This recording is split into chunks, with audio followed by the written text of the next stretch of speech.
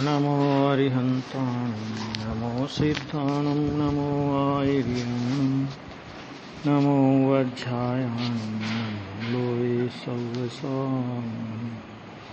मङ्गलं भगवान् वीरो मङ्गलं गौतमोऽगं मङ्गलं कुन्दकुन्दार्यो जैनधर्मस्तु मङ्गलं सर्वमङ्गलमाङ्गल्यं सर्वकल्याणकारकं प्रधानं सर्वधर्माणां जैनं जयतु शासनं जैनं जयतु शासनं।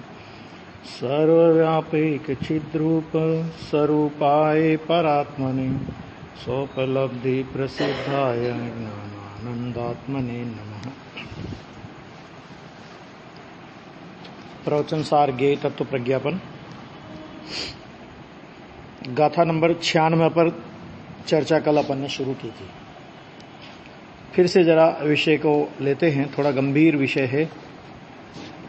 देखो, अनुक्रम से दो प्रकार के अस्तित्व कहते हैं, स्वरूप अस्तित्व और सादृश्य अस्तित्व।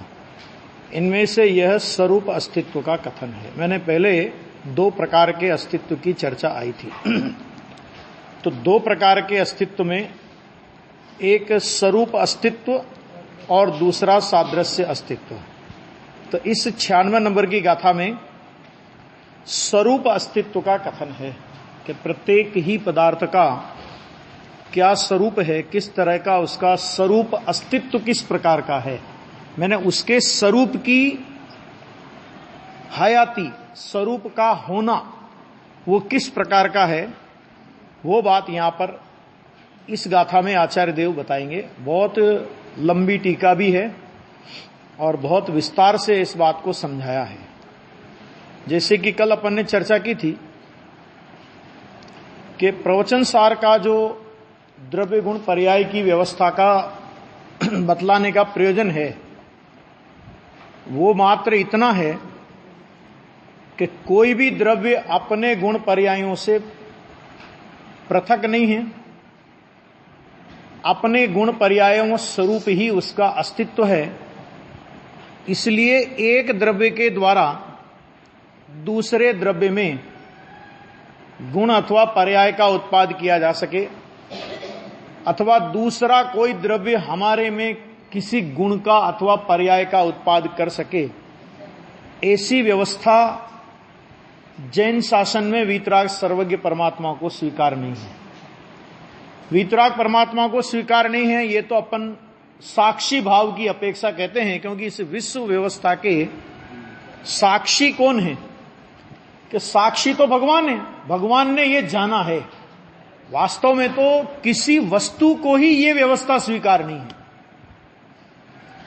वस्तु ये कहती है कि जब मैं संपूर्ण द्रव्य गुण पर्याय स्वरूप हूं, है ना, उत्पाद वे द्रव्य रूप मेरा अस्तित्व है, तो तुम मेरे अस्तित्व में दूसरे का प्रवेश अथवा दूसरे अस्तित्व में मेरा प्रवेश कैसे स्वीकार करते हो, है ना। मूल बात तो ये कहनी है।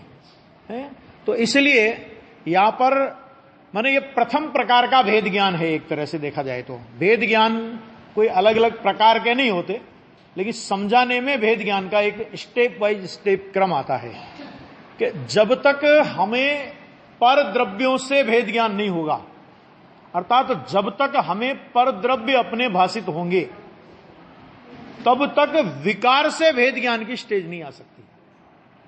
क्यों? क्योंकि जिसे अभी अत्यंत भिन्न पर पदार्थ अपने लगते हैं, शरीर अपना लगता है, वो राग से भेद ज्ञान क्या करेगा? जब वो पदार्थ अपने लिए नहीं लगेंगे तो उनके लक्ष्य से पैदा होने वाला कोई विकारी परिणाम वो आत्मा को अपना नहीं लगेगा। ये एक स्टेप बाय स्टेप भेद ज्ञान आचार्य भगवान कराते हैं। तो पहले सर्वप्रथम यहां पर अत्यंत भिन्न, मैंने ये पर द्रव्य से भिन्नता और अपने गुण पर्याय से अभिन्नता, ये वस्तु का सौंदर्य है। ये वस्तु की शुद्धता है कि उसमें किसी की मिलावट नहीं है। ये वस्तु की सुंदरता है कि उसमें किसी की मिलावट नहीं है। क्योंकि जो असुंदरता पैदा होती है वो मिलावट से पैदा होती है। और मिलावट भी वस्तु में नहीं होती है, सच में वस्तु में नहीं होती का मतलब ये कि अज्ञानी के अज्ञान में वो मिलावट की कल्पना करता है। ना वस्तु के द्रव्य में मिलावट होती है, ना वस्तु के गुण में मिलावट होती है, और ना वस्तु की विकारी और अविकारी पर्याय में भी मिलावट होती है। देखो, मिथ्या दर्शन किसी वस्तु की मिलावट का नाम नहीं है। आत्मा में किसी वस्तु की मिलावट का नाम मिथ्या दर्शन नहीं है, लेकिन आत्मा में मिलावट की कल्पना का नाम मिथ्या दर्शन है। क्या कहा? क्या कहा? मिथ्या दर्शन किसका नाम? कि मिथ्या दर्शन मिलावट का नाम थोड़ी है, मिलावट की कल्पना। और कल्पना तो फिर कल्पना ही होती है, उसका कोई अस्तित्व थोड़ी होता है। क्यों? अगर वो उसका अस्तित्व होता तो उसे कल्पना क्यों कहते फिर आप? इसलिए जगत में मिथ्या दर्शन का विषयभूत कोई पदार्थ नहीं है। समझ में आ गया? मिथ्या दर्शन का कोई आधार नहीं है, और मिथ्या दर्शन का आधार नहीं होने पर भी सारा जगत मिथ्यात्व के आधार पर चल रहा है। सिद्ध भगवान की जमानत जब्त हो जाए अगर चुनाव में खड़े करो तो उनके नहीं हो गए हो जाए ना। एक निगोदिया शरीर से में जितने जीव हैं, नहीं अपन तो वो कर रहे हैं ना कि टोटल सिद्धों की संख्या भी कितनी, कि एक निगोदिया शरीर में पाए जाने वाले जीवों की संख्या का अनंतवां भाग, और ये संख्या अनंत काल तक ऐसी रहने वाली है ना। एक निगोद का शरीर खाली होने वाला नहीं है। समझो कि मिथ्यात्व के गिरफ्त में कितना, कि पूरा विश्व मिथ्यात्व के गिरफ्त में है। और मिथ्यात्व कहता है कि मेरा कोई विषय मौजूद ही नहीं है जगत में, ये फालतू मूर्ख बने हुए। समय सार की चौथे नंबर की गाथा में आया है, एक छत्र शासन से, माना एक छत्र शासन मिथ्यात्व का चलता है जगत में। मिथ्यात्व के खिलाफ बगावत करने वाले जीव कितने, अच्छा बताओ। बगावत करके मोक्ष में जाएंगे तो कितने जाएंगे, कि 6 महीने 8 समय में 608 जाएंगे। एक साल में 1216 जीव जाएंगे नरेंद्र जी, हाँ बोलो। और निगोद के एक शरीर में इतने भरे पड़े हैं, तो मिथ्यात्व परवाह कहां करें मोक्ष जाने वालों की। इसलिए मिथ्यात्व को अभिमान हो गया, मिथ्यात्व को अभिमान हो गया। एक मिथ्यात्व को अभिमान हो गया, और मिथ्यात्व को अभिमान होने से फिर जब संवर प्रकट हुआ तो उसने कहा बेटा कोई बात नहीं, तेरे बस में सारे जीव होंगे, लेकिन तेरे खिलाफ बगावत के स्वर भी हैं इस विश्व में। इसलिए तू ये नहीं कह सकता कि मेरा निष्कंटक राज्य है। और ये मिथ्यात्व है किस चिड़िया का नाम? बहुत सीधा सा है गणित, कि है किस चिड़िया का नाम मिथ्यात्व? है क्या चीज मनोज भाई? क्या है मिथ्या? कि कुछ नहीं है, वस्तु के स्वरूप का जैसा स्वभाव है, वस्तु का जैसा स्वभाव है, पदार्थ का जैसा स्वरूप है। मोक्षणा प्रकाशक में पंडित टोडरमल जी ने बहुत सरल भाषा में मिथ्यात्व की परिभाषा समझा दी। जैसा पदार्थ है वैसा तो यह मानता नहीं, और जैसा यह मानता है कि वैसा पदार्थ नहीं होता। अब बोलो है क्या झगड़ा? मतलब करना क्या तुमको, कि मिथ्यात्व का अभाव करने के लिए कुछ नहीं करना है। क्या करना?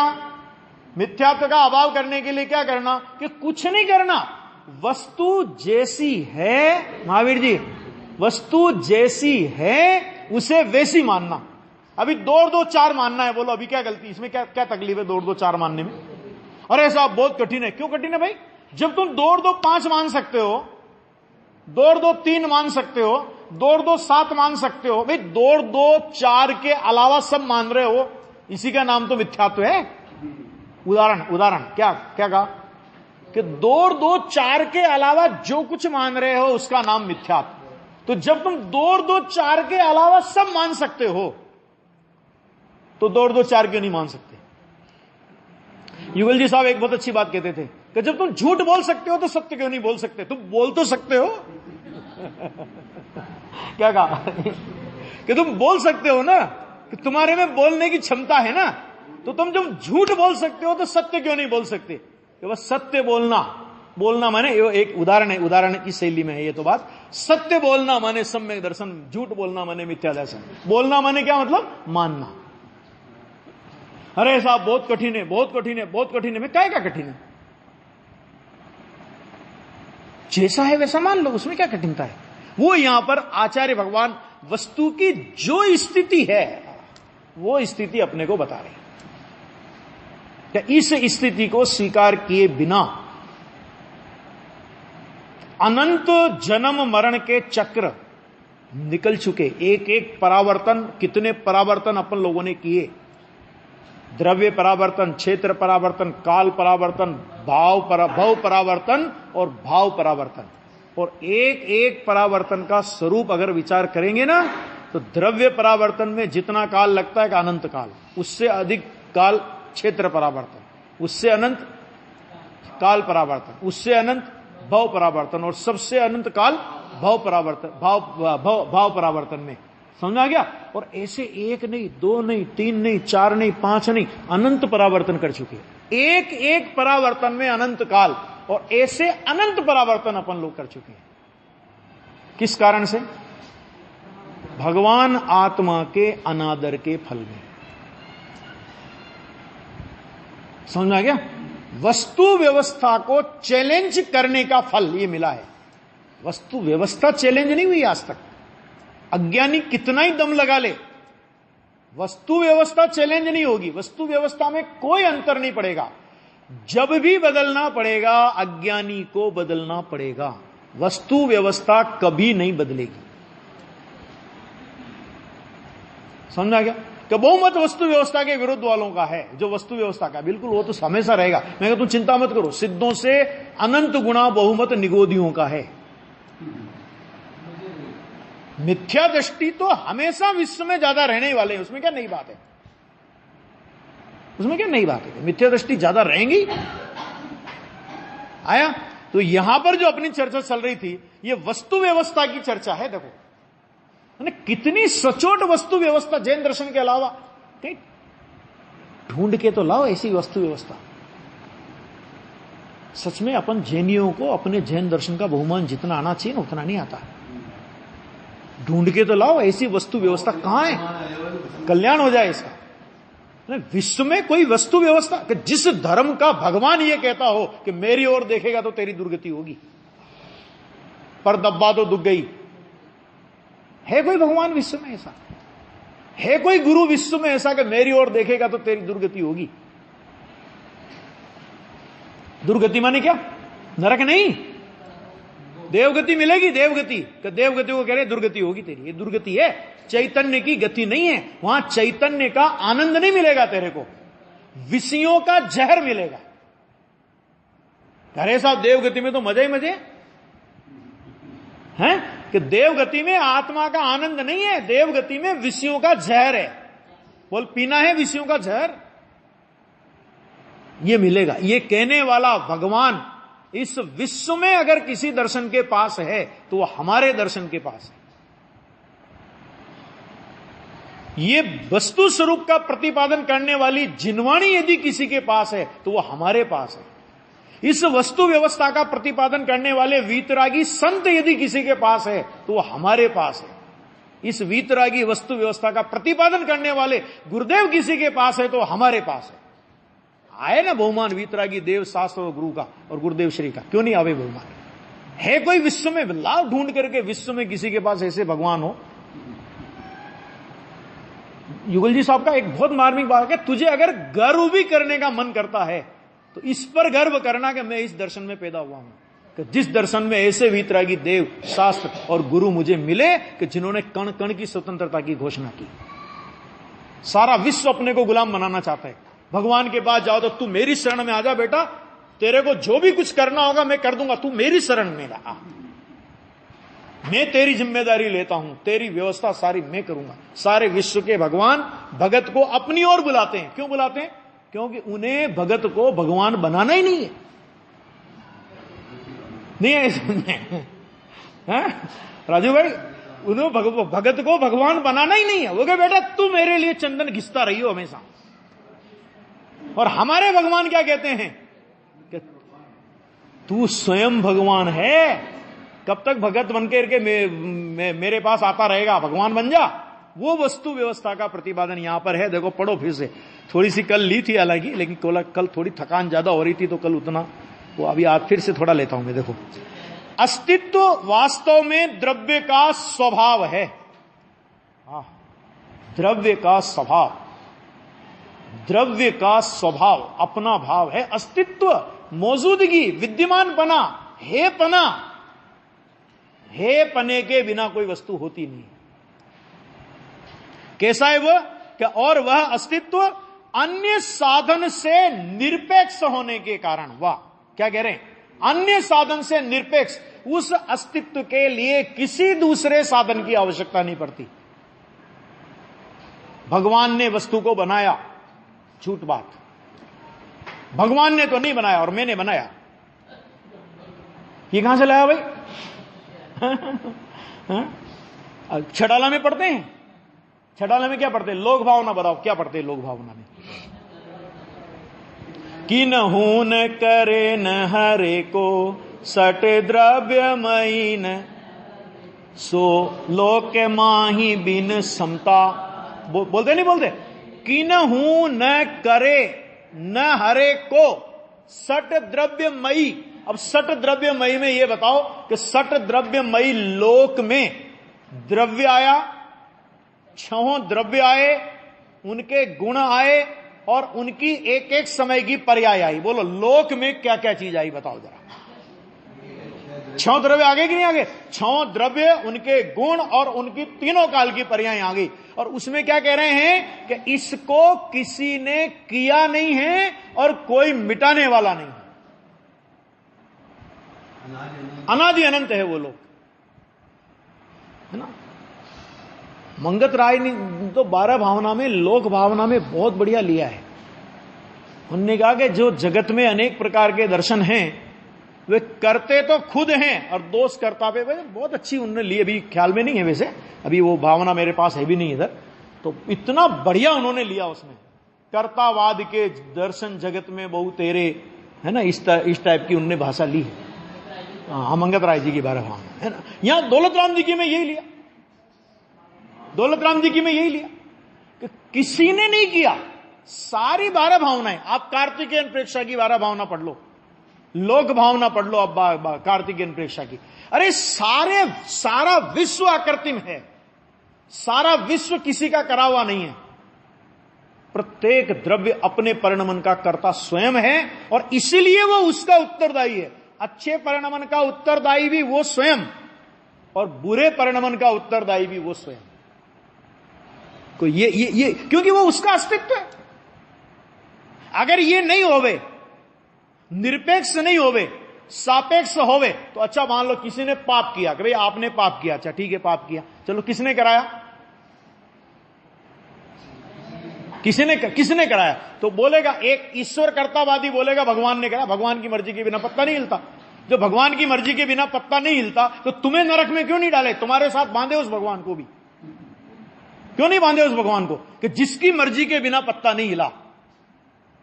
तो वो पाप भी उसकी मर्जी से हुआ ने, तो पाप उसकी मर्जी से हुआ और जीव जाए नरक में अकेला, वो भगवान क्यों नहीं जाए साथ में? नहीं आया समझ में?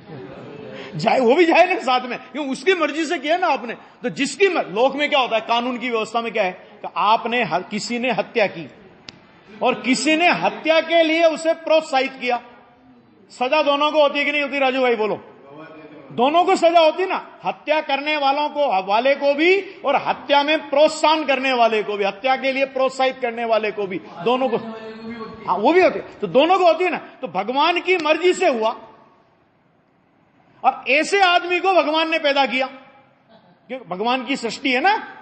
तो भगवान ने, तो पहले तो उसको भी सजा क्यों नहीं हो साथ में, एक बात। दूसरी बात, अपन जैनी लोग हुए, अरे नहीं भगवान कुछ नहीं करता, अपना भगवान वीतरागी है, ये तो कर्म करता है, कर्म करता है। ठीक है, मैं कर्म को भी भेजो आत्मा के साथ नरक में, जाता है कर्म। भाई अपने भाव का फल अपन भोगते हैं।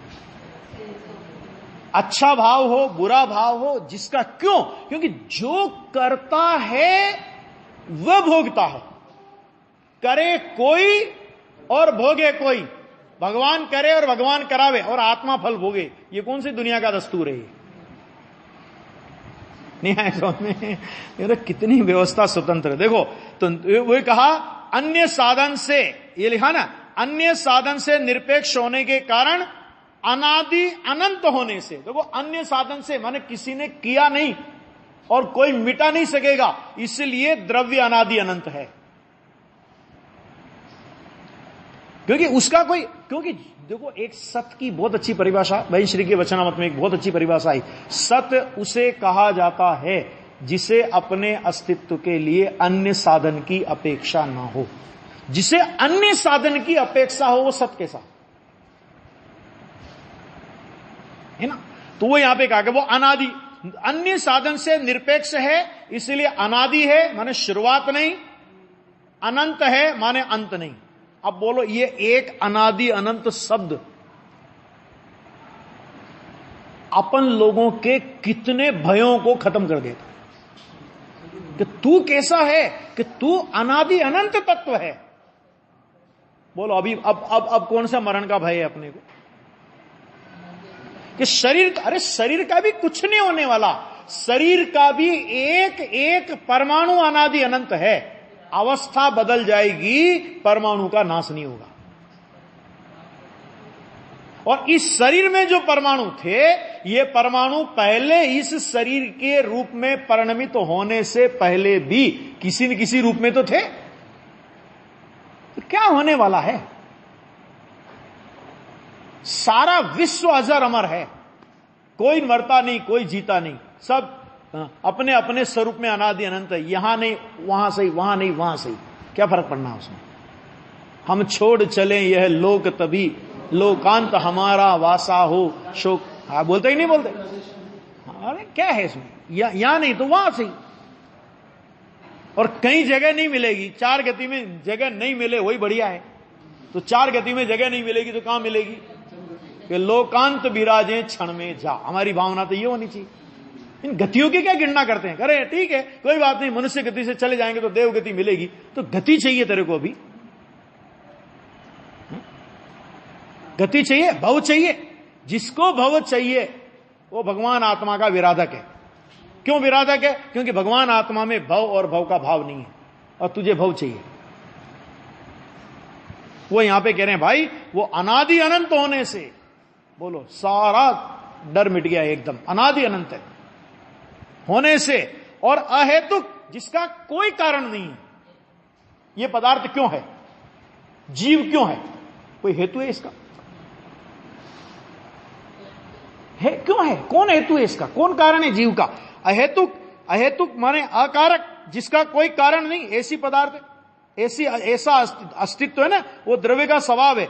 और वह अस्तित्व अन्य साधनों से निरपेक्ष होने के कारण, अनादि अनंत होने से, अहेतुक एक रूप वृत्ति से सदा ही प्रवर्तता होने के कारण।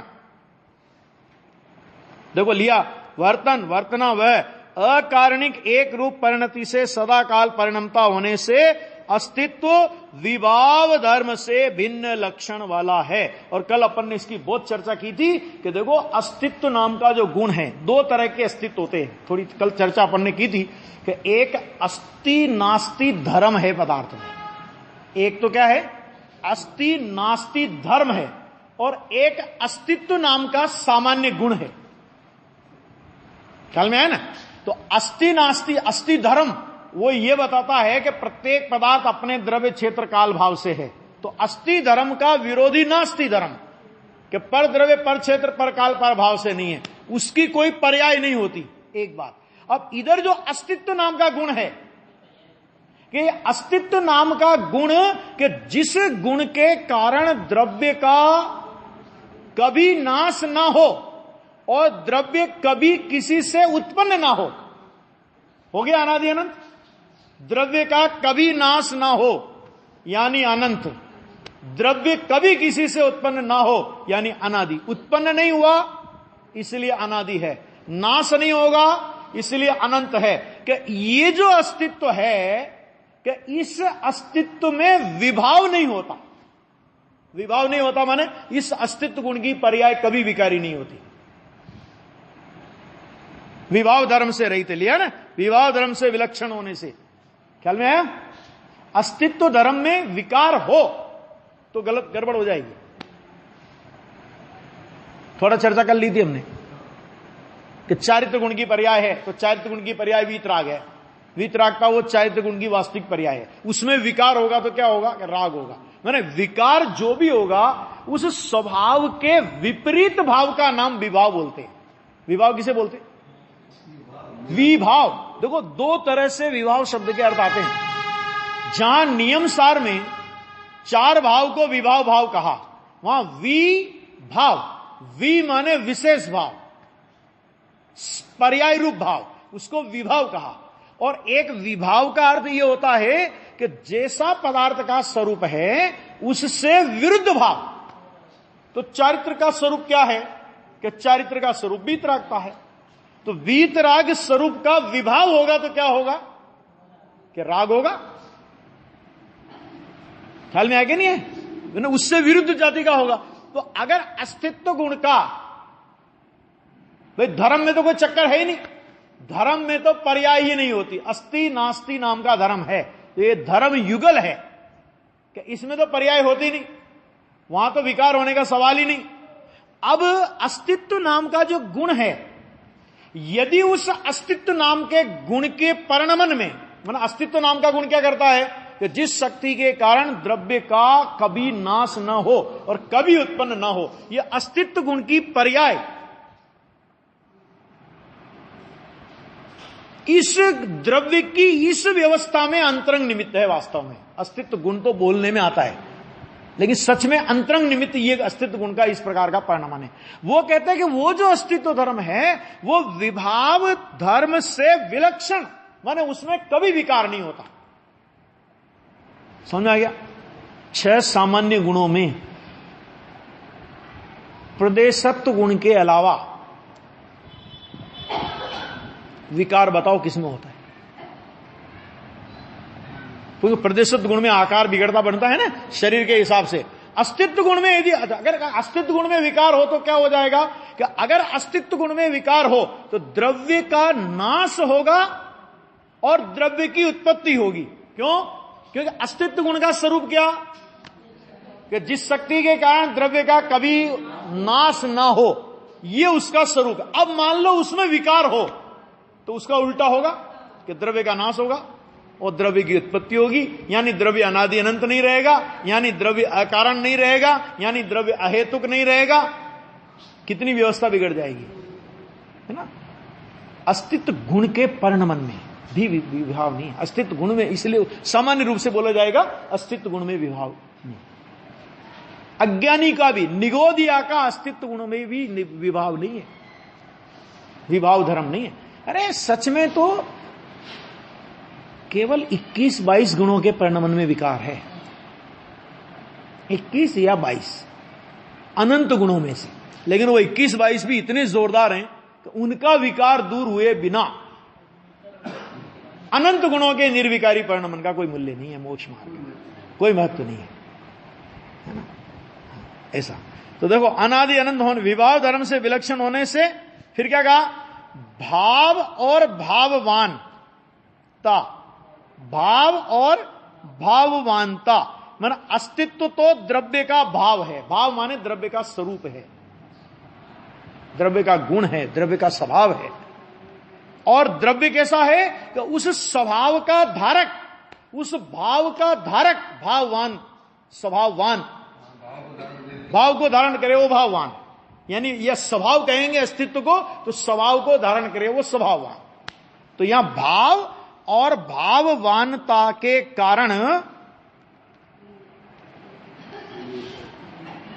अनेकत्व होने पर भी, अनेकत्व है कि एक भाव है और एक भाववान है,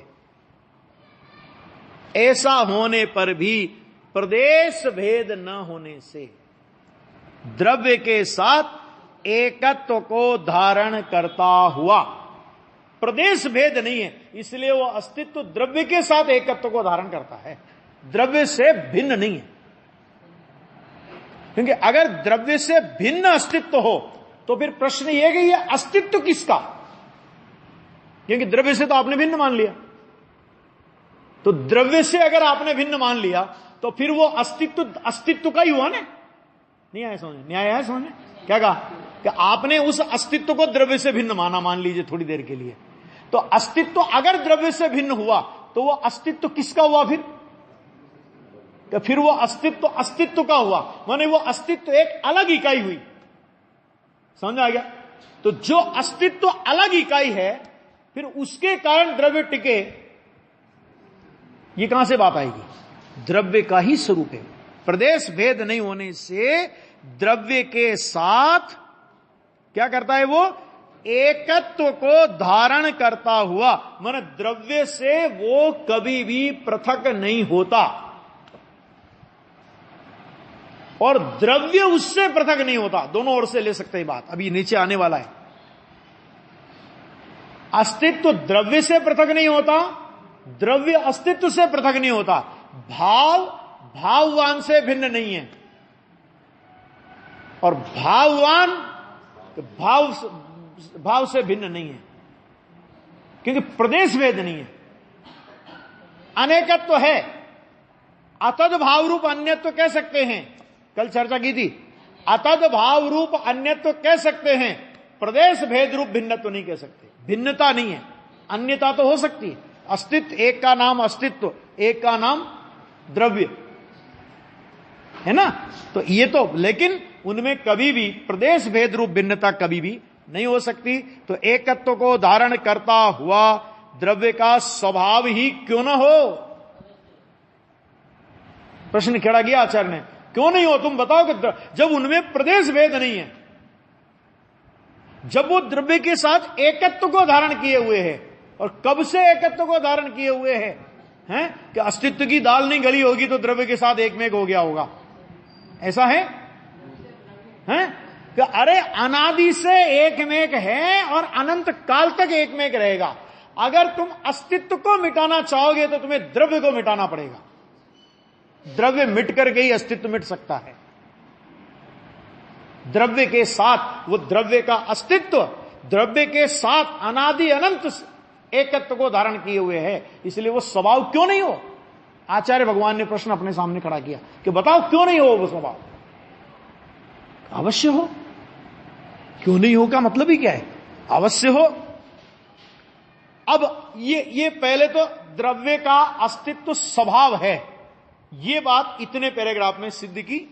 कल हमने इसकी धर्म के आधार पर भी थोड़ी चर्चा की थी और आज ये दोनों चर्चा अपनी हुई। इसके बाद देखो, वह अस्तित्व, एक और विशेषता, बहुत अच्छी बात आ रही है ये भी। वह अस्तित्व जैसे भिन्न भिन्न द्रव्यों में प्रत्येक में समाप्त हो जाता है। क्या मतलब? कि हर द्रव्य का अस्तित्व अपने उस द्रव्य में पूरा हो जाता है। जीव द्रव्य का अस्तित्व जीव में, पुद्गल का अस्तित्व पुद्गल में, धर्म का अस्तित्व धर्म में, अधर्म का अस्तित्व अधर्म में, आकाश का अस्तित्व आकाश में और काल का अस्तित्व काल में। और जीव में भी अनंत जीव में से प्रत्येक जीव का अस्तित्व उस जीव में पाया जाता है। एक जीव का अस्तित्व दूसरे जीव में नहीं पाया जाता। अगर एक जीव का अस्तित्व दूसरे जीव में पाया जाता होता तो एक ही परिवार में पैदा होने वाले रावण नरक में जा रहा है, मंदोदरी आदि स्वर्ग में जा रही है, उनके बेटा मोक्ष में जा रहे हैं। बोलो ऐसा क्यों? सबका अस्तित्व अलग अलग है। एक बात देखो, बहुत न्याय से समझो बात को। एक नित्य निगोदिया शरीर है, समझना बात को। नित्य निगोदिया शरीर, नित्य निगोदिया का एक शरीर में अनंत जीव, अनंत जीव में से बहुत से जीव ऐसे हैं जो भव्य हैं, बहुत से जीव ऐसे हैं जो आसन्न भव्य हैं, बहुत से जीव ऐसे हैं जो दूरांदूर भव्य हैं, बहुत से जीव ऐसे हैं जो अभव्य हैं, बहुत से जीव ऐसे हैं जो एक बार निगोद से निकल करके फिर निगोद में आ जाएंगे। बहुत से जीव ऐसे हैं जो नित्य निगोद के उस शरीर में से निकल करके फिर कभी निगोद में नहीं जाएंगे। ख्याल में आया कि नहीं है? बहुत से जीव ऐसे हैं कि जो वहां से निकलेंगे, मुनिपना भी धारण करेंगे, मनुष्य गति प्राप्त करके और 9वें ग्रेवक तक जाकर के फिर निगोद चले जाएंगे। एक ही निगोदिया शरीर में एक साथ रहने वाले अनंत जीवों में उनके परिणामों में विभिन्नता है कि नहीं? बोलो। 923 भरत चक्रवर्ती के पुत्र नित्य निगोद से निकलकर गिजाई का भाव धारण करके भरत चक्रवर्ती के यहां पैदा हुए, तो 923 ही थे क्या उस निगोद शरीर में? जीव ने 923 ही जीव थे। कितने जीव थे? उसमें से 923 जीवों का ही ऐसा भविष्य क्यों कि वहां से निकलेंगे, एक आध भव बीच में गिजाए आगे आदि का धारण करेंगे और मनुष्य भव धारण करके उसी भव से मोक्ष जाएंगे। माने एकेंद्रीय जीव क्या होते हैं? पृथ्वी, जल, अग्नि, वायु। वनस्पति में तो थे ही वो, निगोदिया वनस्पति में आता है। 2 इंद्री, 3 इंद्री, 4 इंद्री, पंचेंद्री, संगी, असंगी, देव, नारकी, त्रियंच क्या होते हैं? ये पर्यायें जिन्होंने कभी देखी नहीं, क्योंकि नित्य निगोद से पहली बार निकले। और ये पर्यायें कब देखी? कि जब उनको केवल ज्ञान हो गया, तब देखी कि दुनिया इतनी लंबी चौड़ी है। बोलो, इसका मतलब क्या हुआ? कि तुम्हें सारी दुनिया का ज्ञान हो, उसका केवल ज्ञान के साथ कोई संबंध नहीं है। और आत्मा का ज्ञान हो और सारी दुनिया का ज्ञान नहीं होवे तो भी केवल ज्ञान हो जाएगा। तो महत्वपूर्ण कौन हुआ? आत्मा का ज्ञान महत्वपूर्ण हुआ, ना कि दुनिया का ज्ञान महत्वपूर्ण हुआ। एक सिद्धांत तो ये निकला। और हर जीव का अस्तित्व तो अलग अलग है। बोलो, वो निगोदिया की पर्याय में दो तरह के कथन आते हैं। एक कथन ऐसा आता है कि गिजाई की पर्याय धारण की, और एक कथन ऐसा भी आता है कि सीधे भरत चक्रवर्ती के पुत्र हुए। दोनों तरह के कथन मिलते हैं। अब अगर कदाचित हम ये माने कि निगोदिया की पर्याय में से समझ लो सीधे चक्रवर्ती के पुत्र होकर के मोक्ष गए, तो चक्रवर्ती के पुत्र होने योग्य पुण्य का भाव उन्होंने कहां किया था? नित्य। 2 तरह के कथन आते हैं। मैंने कहा 2 तरह के। वो गिजाई वालों ने तो गिजाई के भाव में ही किया, लेकिन जो सीधे नित्य निगोद से निकले, 2 तरह के कथन जिनवाणी में मिलते हैं। तो जो सीधे नित्य निगोद से निकले, उन्होंने वो भाव कहां कर लिया? नित्य निगोद में भी। तो बोलो, एक बात बताओ कि चक्रवर्ती का पुत्र होने योग्य, ऋषभदेव भगवान का पौत्र होने योग्य और तदभव मोक्षगामी होने योग्य बाहर का द्रव्य क्षेत्र काल भाव मिल जाना, ऐसा पुण्य का परिणाम जीव निगोद में कर सकता है। हम तो मनुष्य भव प्राप्त करके, पुण्य करके मनुष्य भव की सफलता मानते हैं। ये मनुष्य भव की सफलता है कि मनुष्य भव की विफलता है? संसार का बढ़ना, अरे नर देह की ये हार है, नहीं एक क्षण तुझको, अरे इसका विवेक विचार है। बोलो, ख्याल में आएगा नहीं? ये काम तो वहां हो जाएगा, निगोदिया में हो जाएगा। मनुष्य पना काय को लिया इसके लिए? हल में तो वहां अपने को तो उसमें से क्या निकालना कि देखो हर जीव का अस्तित्व अलग अलग।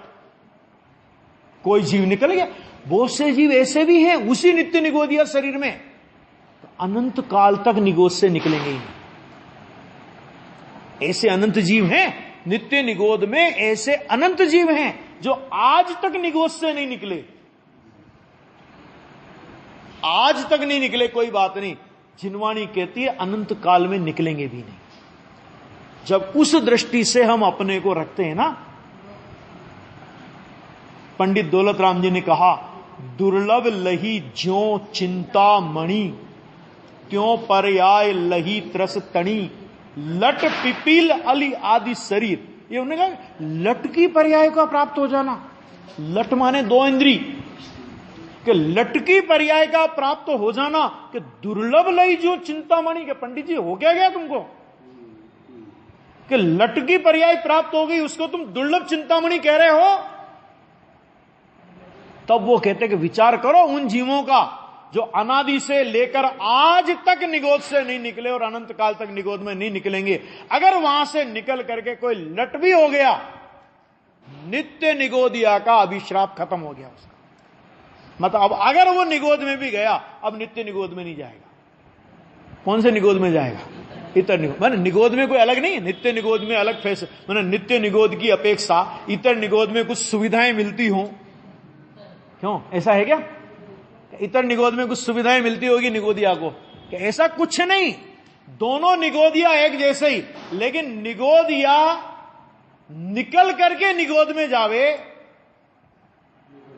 उसको इतर निगोद बोलते हैं।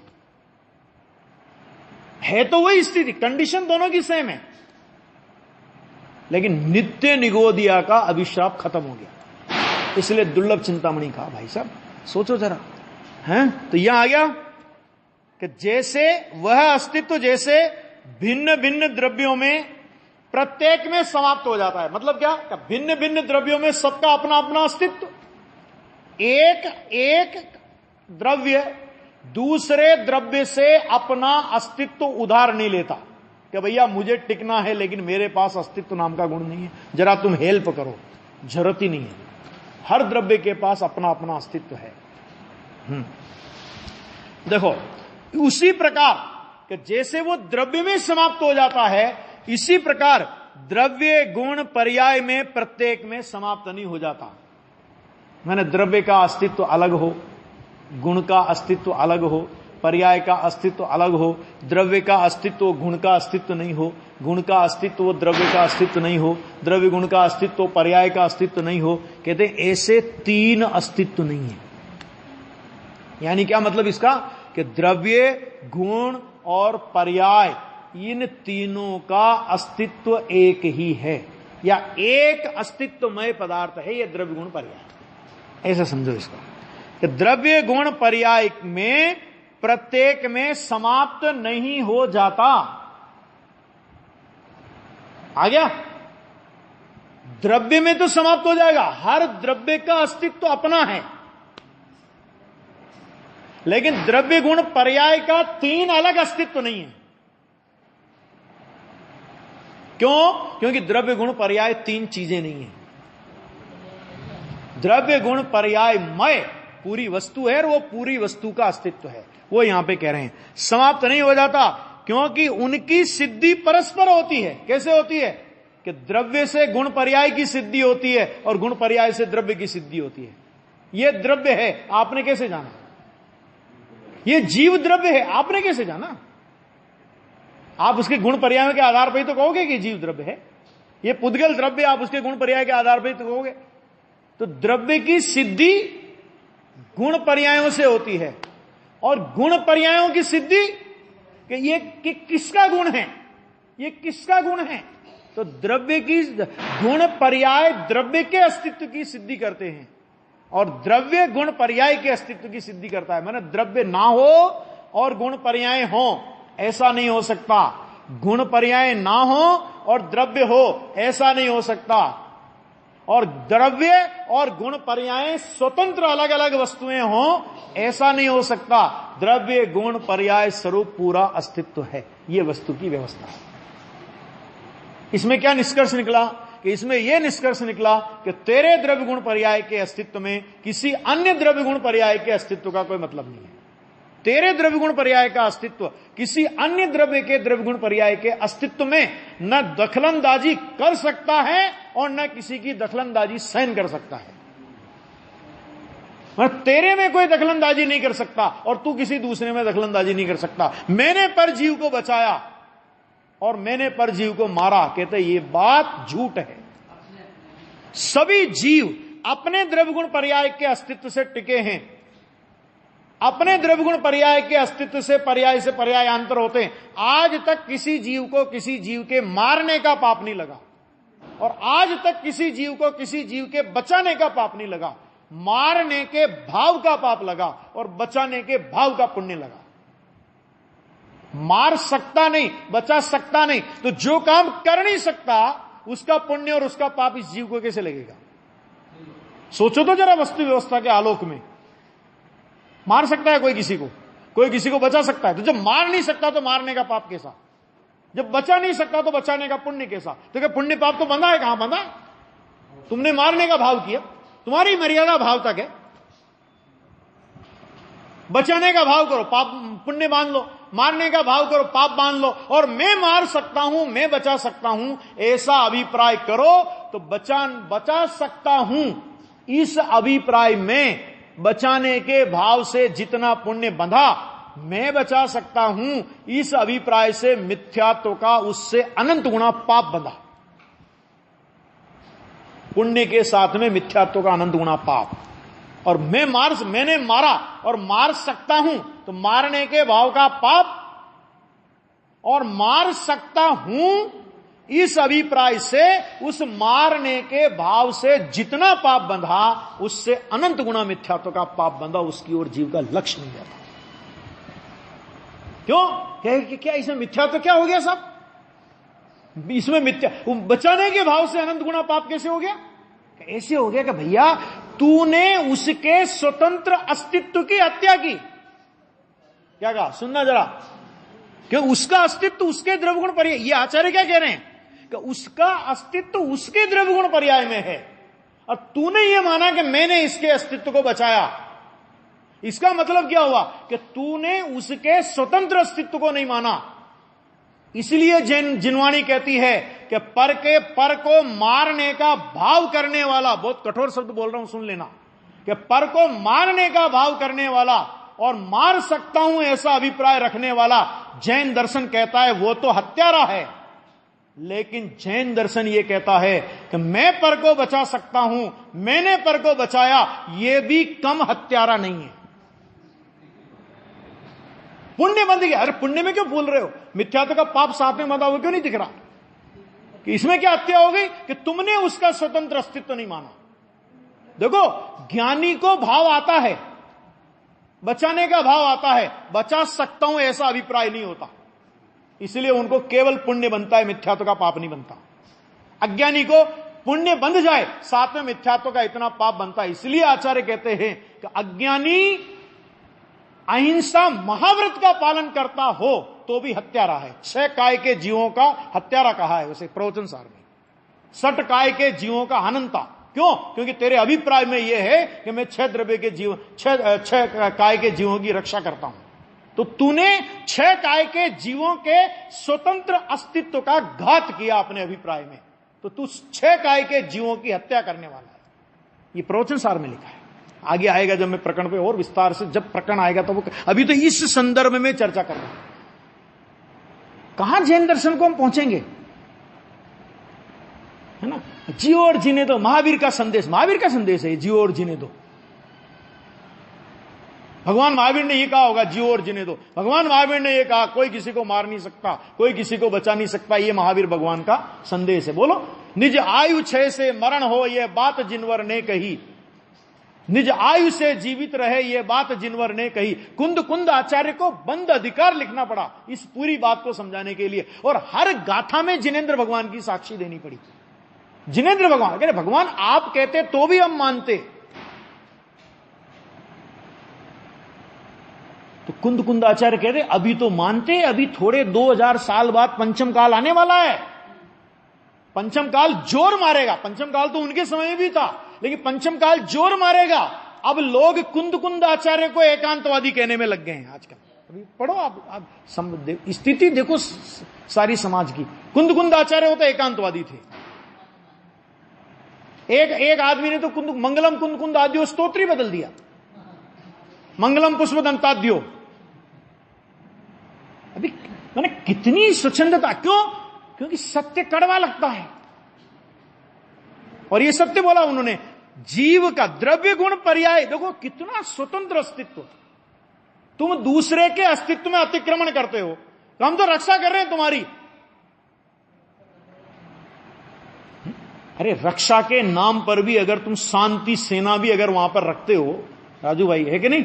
अमेरिका ने शांति सेना भेजी, तो वो क्या कहता है, तुम हमारी देश की आंतरिक मामलों में हस्तक्षेप करते हो, तो हम तो तुम्हारी रक्षा करते हैं। रक्षा नहीं करते हो तुम, रक्षा के नाम पर हमारा देश का जो स्वतंत्र अस्तित्व है तुम उस पर डाका डाल रहे हो। अभी कौन माने जैन दर्शन की बात? गंभीरता से जितना विचार करना चाहिए उतना विचार नहीं करते अपन लोग। आई बात समझ में? ये हो गया, पूरा करता हूं बस ये देखो। इसी प्रकार द्रव्य गुण पर्याय प्रत्येक में समाप्त नहीं हो जाता, क्योंकि उसकी सिद्धि परस्पर होती है, इसलिए। अर्थात द्रव्य गुण और पर्याय एक दूसरे से परस्पर सिद्ध होते हैं, इसलिए यदि एक न हो तो दूसरे दो भी सिद्ध नहीं होते। इसलिए द्रव्य नहीं हो तो गुण पर्याय नहीं हो सकते, गुण नहीं हो तो द्रव्य पर्याय नहीं हो सकती, पर्याय नहीं हो तो द्रव्य गुण नहीं हो सकते। ख्याल में आगे कि नहीं आ गया? ये है, इसलिए उसका अस्तित्व एक ही है। कैसे एक ही है? तो फिर सुवर्ण की भांति, मैंने पहले सिद्धांत और उसके बाद दृष्टांत, है ना। ये आचार्य भगवान आगे सुवर्ण के दृष्टांत से इस बात को सिद्ध करेंगे, और वो बात बहुत गंभीर। ये जो गाथा है ना, मैंने पूरा गुरुदेव श्री का पूरा प्रवचन इस गाथा का पढ़ के आया अभी, पूरा इतना गंभीर इस गाथा का रहस्य है। हर गाथा का रहस्य इतना गंभीर है कि हम सोच नहीं सकते कि क्या वस्तु व्यवस्था, जंगलों में रह करके इन संतों ने क्या काम किया है। वास्तव में जंगलों में जाते ही इसलिए थे कि यहां ये मूर्खों की समाज के सामने उपयोग खाएंगे हमारा, ये जंगल में चले जाते थे। आत्म साधना, श्रावक लोग ताड़पत्र सही रख दिया, लिख दिया, विकल्प आया तो नहीं आया तो कोई मतलब नहीं। हमारा भाग्य है कि ऐसे ग्रंथ लिखे गए गंभीरता से। जितना गंभीरता से अपन इनको समझने का प्रयास करें उतना अपना हित है। शेष चर्चा करें।